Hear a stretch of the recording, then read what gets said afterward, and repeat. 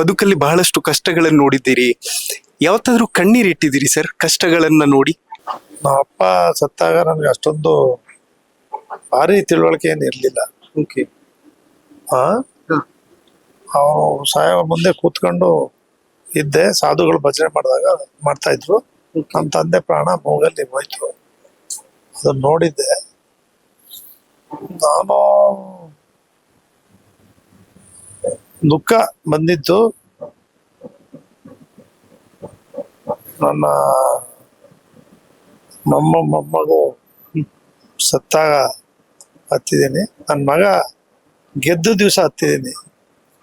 ಅದನ್ನೇ ಕಾಯ್ತಾ ಇದ್ದೇನೆ. ನನ್ನ ರಿಸಲ್ಟ್ ಬಂದ್ಬಿಡ್ತು, ಒಂದು ಬರೀ 2,000 ಬಂದ್ಬಿಡ್ತಲ್ಲ ಅಂತೇಳಿ ಅವ್ನು ತಬ್ಕೊಂಡು ಅವತ್ತು ಭಾರಿ ದುಃಖ ಮಾಡಿ ಕಣ್ಣೀರು ಹಾಕಿದ್ದೀನಿ. ಇನ್ನೊಂದು, ನನ್ನ ಮಗ ಏನು ಹೇಳ್ದೆ ಕೇಳದೆ ಒಂದೇ ಸತಿ ಮನೆ ಬಿಟ್ಟು ಹೊಟ್ಟೋದಲ್ಲ ಅಂತ ಒಂದು ಕಣ್ಣೀರು ಹಾಕಿದೆ. 3 ನಿದರ್ಶನ.